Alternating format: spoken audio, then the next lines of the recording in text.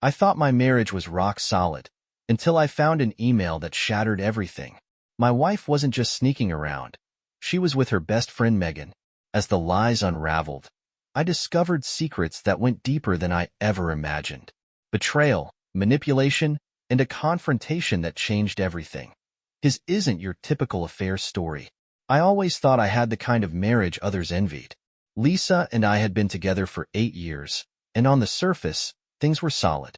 We lived a comfortable life, nothing extravagant, but enough to keep us happy. Lisa worked in marketing, while I was in IT. We complemented each other well, or so I believed. Looking back now, I can't pinpoint the exact moment when things started to feel off. Lisa had always been chatty, the type to recount every detail of her day in vivid technicolor. But a few months ago, her stories grew sparse, her words clipped and cautious. When I'd ask about her day, she'd give generic answers, brushing off my questions with a tired smile. I told myself she was just stressed from work. That's normal, right? Everyone gets overwhelmed sometimes. Then there were the late nights.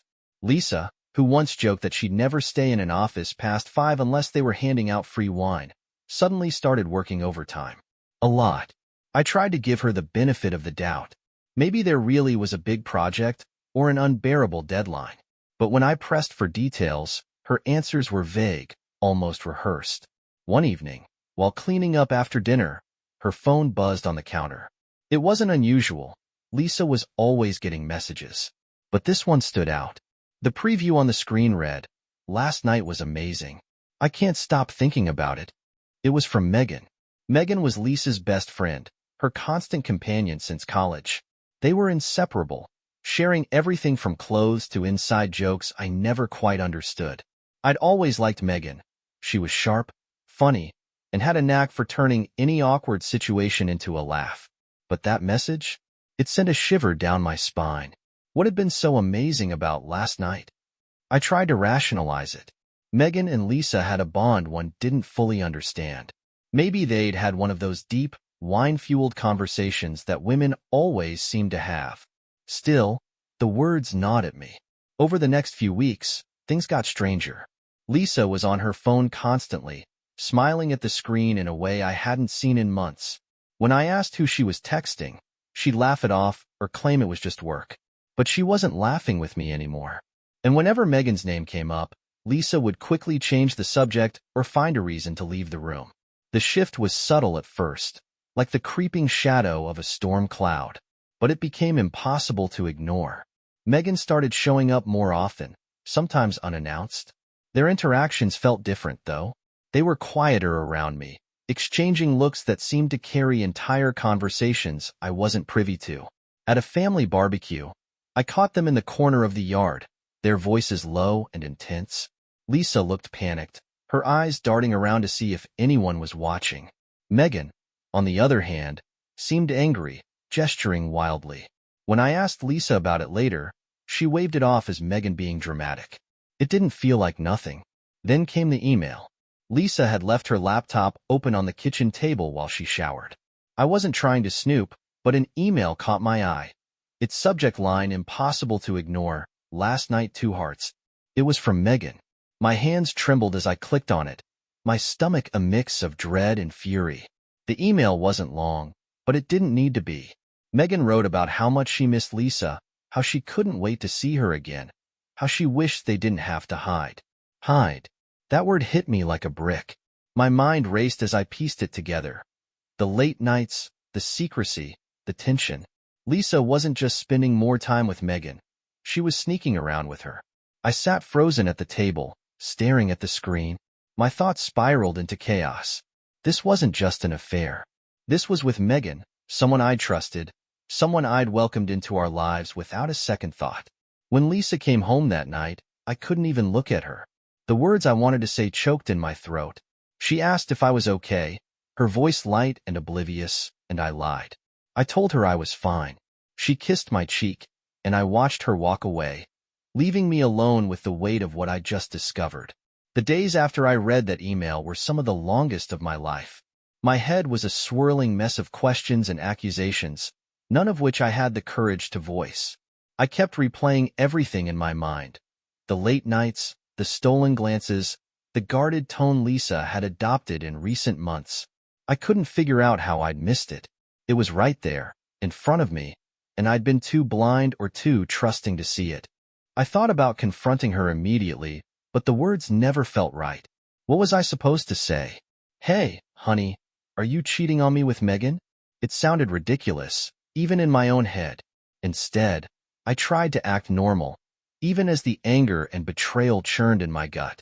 But pretending everything was fine didn't make the storm in my chest go away. A few nights later, I couldn't take it anymore. Lisa came home late again, and I was waiting for her in the living room. She looked surprised to see me sitting there, like a kid caught sneaking in past curfew. Her eyes darted to her phone, which she clutched tightly in her hand, as though she was trying to shield it from my gaze. I didn't yell or scream. I wasn't even angry anymore, just tired. I asked her where she'd been, and her answer was as predictable as it was hollow. Work? I told her I knew that wasn't true. Her face shifted, her smile faltering for just a second before she recovered. What do you mean? I didn't answer. I just said Megan's name. It was the first time I'd ever seen Lisa truly panicked. Her eyes widened, and she stumbled over her words, trying to downplay whatever I was insinuating. But I wasn't backing down. I told her I'd seen the email, that I knew they'd been sneaking around, and that it was time for her to tell me the truth. At first, she tried to deny it, but her defenses crumbled quickly. She admitted everything. The late nights weren't work. They were with Megan. They'd been meeting in secret for months, ever since Megan had confessed her feelings during one of their spa weekends. Lisa swore she hadn't meant for it to happen, that it had just escalated. Hearing her say it out loud didn't make it easier to process. If anything, it made it worse. She said she was confused, that Megan had always been more than a friend to her, even before we'd met. She claimed she tried to bury those feelings, to pretend they didn't exist, but Megan had brought them to the surface, and now she didn't know what to do with them. I sat there, numb, as she tried to explain. She said she still loved me, but she also loved Megan. Or at least, she thought she did. She kept saying how sorry she was, but the words felt empty, like she was apologizing for getting caught, not for what she'd done. Then she dropped the real bombshell. Megan had been the one who encouraged her to marry me in the first place. Apparently, Megan thought Lisa could move on from her feelings if she built a life with someone else. Megan had even helped plan parts of our wedding. I couldn't believe what I was hearing. The same woman who had stood by Lisa's side as her maid of honor, smiling in all our photos, had been in love with her the whole time. It felt like a cruel joke. My entire marriage suddenly felt like a lie, a carefully constructed facade hiding years of secrets. I wanted to scream, to demand why she had married me if she wasn't sure about her feelings. But all I could do was sit there, staring at her, wondering how the woman I loved could betray me so completely. Lisa begged me to give her time to figure things out. She said she needed to talk to Megan, to sort out her feelings. The audacity of it floored me. She wanted me to sit here and wait while she decided between me and her mistress. But I didn't argue. I just told her to leave. If she needed time to figure out who she wanted, she could do it somewhere else. She left that night, and the silence in our house was deafening. I wanted to smash something, to vent the rage and heartbreak tearing through me, but I didn't. I just sat there, staring at the wedding photo on the mantel, wondering how it had all fallen apart. After Lisa left, I thought the worst of it was over. I told myself I'd survive the initial confrontation. Now it was just a matter of figuring out where we stood. But if there's one thing I've learned, it's that life doesn't let you off the hook that easily. The worst wasn't over. It was just getting started. Lisa didn't come home for a few days. She stayed at Megan's place, which I only found out because she left her location sharing on by accident. The irony wasn't lost on me. She was literally in the arms of the person who had wrecked our marriage, and she didn't even bother hiding it. At first, I told myself I didn't care. If Lisa wanted to be with Megan, fine. Let them have each other. But the more I thought about it, the more the rage crept back in. I wasn't just angry at Lisa. I was angry at Megan, too. She had inserted herself into our marriage, pretending to be Lisa's friend while systematically tearing us apart. And now, she was probably sitting there, playing the victim while Lisa tried to figure out who she wanted. A few nights later, I got a call. It was Megan. Her name flashing on my screen was enough to make my blood boil, but I picked up anyway. She wasted no time, launching into a self-righteous speech about how Lisa was confused and needed space, how I should stop pressuring her to make a decision. It was almost laughable. Megan, the woman who had been sneaking around with my wife, was trying to lecture me about giving Lisa time. She kept talking, her voice dripping with fake concern, and I let her go on for a while. Then I asked her one simple question. Why? Why had she done this? Why had she encouraged Lisa to marry me if she knew she wasn't over her feelings? There was a long pause. When Megan finally spoke, her voice was softer, almost apologetic. She said she thought Lisa would be happier with me, that she believed she could let go of her feelings if Lisa had a stable, loving relationship. She admitted she'd been wrong, that her feelings hadn't gone away, and seeing Lisa with me had only made them stronger. She said she hadn't meant to fall into an affair, but it just happened. I didn't buy it. Affairs don't just happen. They're choices, selfish, calculated choices. I told Megan as much, and she didn't even try to argue. She just said she loved Lisa and wasn't going to give up on her.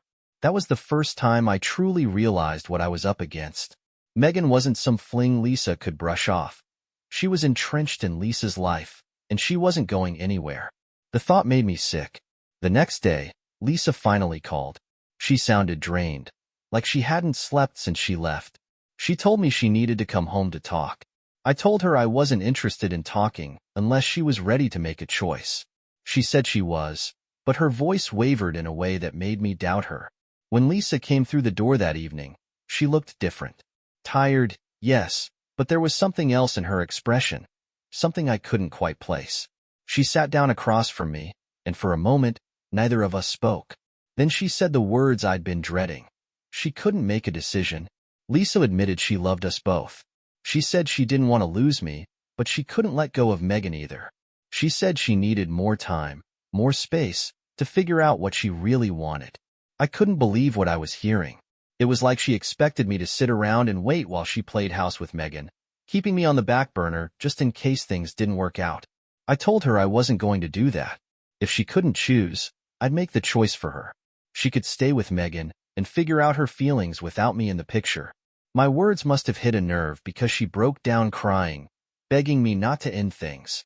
She said she still wanted to save our marriage, but she didn't know how. That's when I realized how broken we really were. It wasn't just about the affair anymore. It was about trust, about respect, things that had been eroded long before I found that email. Even if Lisa chose me, what kind of marriage would we have left? Could I ever look at her the same way, knowing she betrayed me so completely? As Lisa cried on the couch, my phone buzzed. It was a text from an unknown number. I opened it, and my stomach dropped. It was a photo of Lisa and Megan, taken just a few hours earlier. They were sitting on Megan's couch, their heads close together, looking every bit like a couple. The caption read, "Still think she's worth fighting for?" It didn't take a genius to figure out who had sent it. Megan was playing dirty, trying to drive a wedge between Lisa and me. And it was working. I showed Lisa the photo, and she looked horrified. She swore she hadn't known about it, that Megan must have sent it without her knowledge. But at that point, I didn't care. The damage was done. I told Lisa to leave. I couldn't deal with her or Megan anymore. She tried to argue, but I cut her off. I told her if she wanted to be with Megan so badly, she could go and be with her. I wasn't going to sit around and let them string me along. When she left, I felt a strange mix of relief and despair. I knew I'd done the right thing, but it didn't make it any easier. My marriage was over, or at least it felt like it. And Megan? She'd gotten exactly what she wanted. After Lisa walked out the door, I thought I could finally start piecing my life back together. But I underestimated just how far Megan was willing to go to keep her claws in this mess. The days that followed were a whirlwind of chaos, fueled by Megan's relentless meddling and Lisa's inability to let go of either of us. The first few days after Lisa left were quiet. Too quiet. I didn't hear from her, and Megan stayed silent as well. For a moment, I thought maybe I'd finally be left alone to process everything. But that peace didn't last long. It started with the texts. Anonymous numbers would ping my phone at random hours. The messages were snide, sarcastic, and clearly meant to hurt. Things like, you should have treated her better. Maybe then she wouldn't have looked elsewhere. Or, still think she loves you? Think again. I knew it was Megan.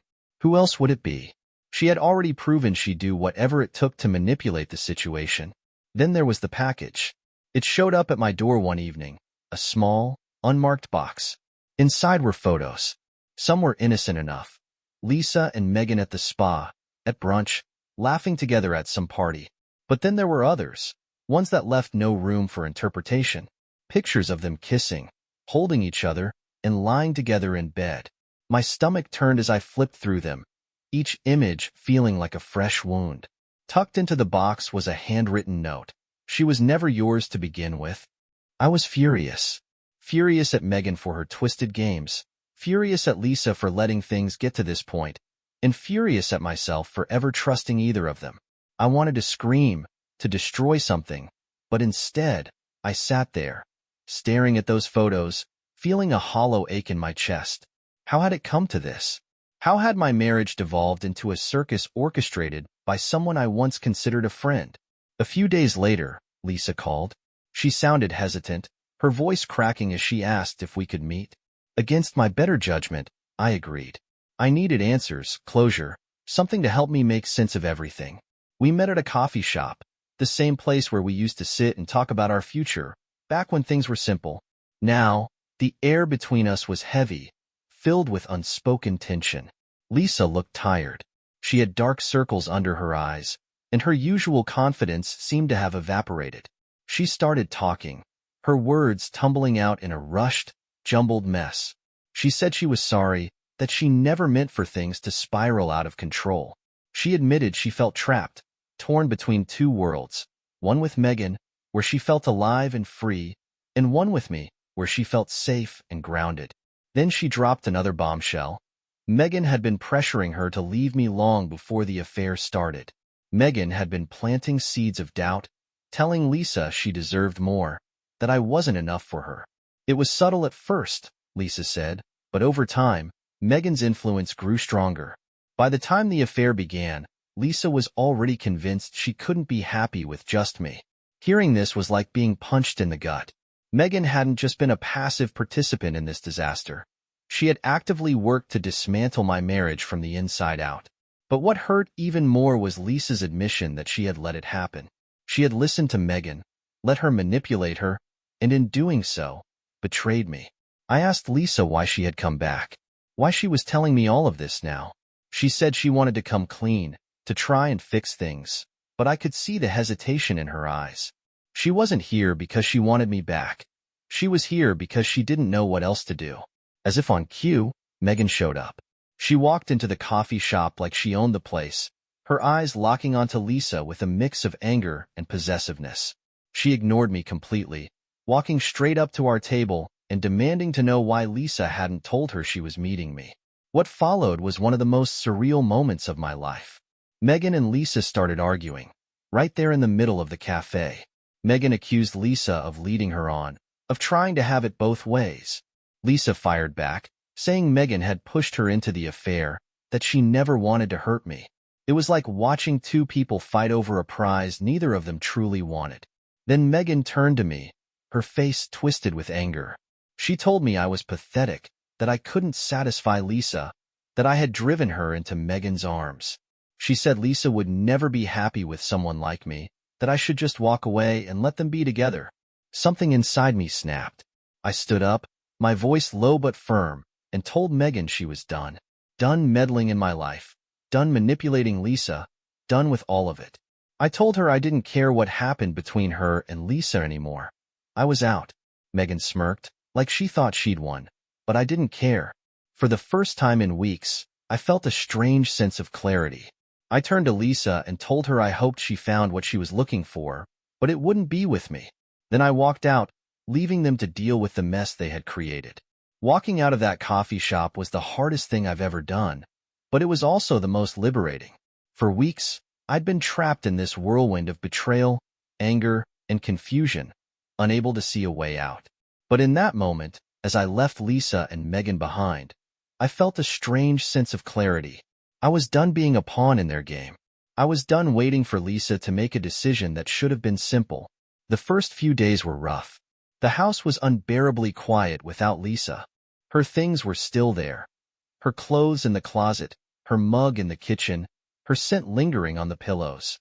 I couldn't bring myself to pack it all up, so I avoided those rooms entirely, spending most of my time in the living room with the TV on, hoping the noise would drown out my thoughts. Lisa tried to reach out. She called, left voicemails, sent texts, but I didn't respond. What was there to say? She'd made her choices, and so had I. Megan, on the other hand, went radio silent. I didn't hear a word from her after that day at the cafe, which was probably for the best. The thought of her smug face still made my blood boil. Eventually, I started seeing a therapist. I didn't want to carry the weight of this mess for the rest of my life, and I knew I needed help to process everything. It wasn't easy, opening up about the betrayal, about how I'd been blindsided by two people I thought I could trust. But it helped. Little by little, I started to feel like myself again. One afternoon, a few weeks after the cafe showdown, Lisa showed up at the house. I wasn't expecting her, and for a moment, I debated not answering the door. But something in me, curiosity, maybe, made me open it. She looked different. Not in a bad way, just different. There was a weight to her that hadn't been there before, a heaviness in her eyes that mirrored how I'd felt these past few weeks. She asked if we could talk, and I let her in, though I kept my distance. I wasn't ready to let her get too close. Lisa apologized again, but this time, it felt different. She wasn't just saying sorry for the sake of it. She talked about how much she'd been struggling, how torn she'd felt between me and Megan, how she'd let herself be manipulated because it was easier than facing the truth. She admitted that she'd used our marriage as a way to avoid dealing with her feelings for Megan, hoping they'd go away. They hadn't. Then she told me something that shocked me. She'd ended things with Megan. She said she realized that Megan's influence had been toxic, that she'd pushed Lisa into choices she wasn't ready to make. She said she needed to be alone for a while, to figure out who she was without either of us. It wasn't what I expected, but it felt right. For the first time since this whole mess started, I saw a glimpse of the woman I'd fallen in love with, the Lisa who was strong, kind, and capable of owning her mistakes. But as much as I appreciated her honesty, it didn't change what had happened. I told her I wished her the best, but I couldn't be part of her journey anymore. She nodded, tears streaming down her face, and left without another word. After that, things finally started to settle. I packed up Lisa's things and left them with a mutual friend, avoiding the temptation to hold onto any part of her. I focused on myself, reconnecting with friends and hobbies I'd neglected during the chaos. I even took a trip, a solo road trip across the country, something I'd always wanted to do but never found the time for. It wasn't easy, but day by day, I began to heal. I learned to stop blaming myself for what happened, to accept that Lisa and Megan's choices weren't a reflection of my worth. I started to see the cracks in our marriage that had been there all along, hidden under the surface but always present. Months later, I got a letter from Lisa. She wrote about the work she'd been doing on herself, about how she'd come to terms with her mistakes and was trying to build a life she could be proud of. She thanked me for the years we'd shared and apologized for the pain she'd caused. It was a bittersweet moment, but it brought a sense of closure I hadn't realized I needed. As for Megan, I never heard from her again, and honestly, I'm fine with that. She's a chapter of my life I'm happy to leave in the past. Looking back, I'm still angry about how everything unfolded, but I'm also grateful for the lessons, for the growth, for the chance to start over. I'm not the same person I was before, and that's okay. Life doesn't always go the way you plan, but sometimes the detours are where you find yourself.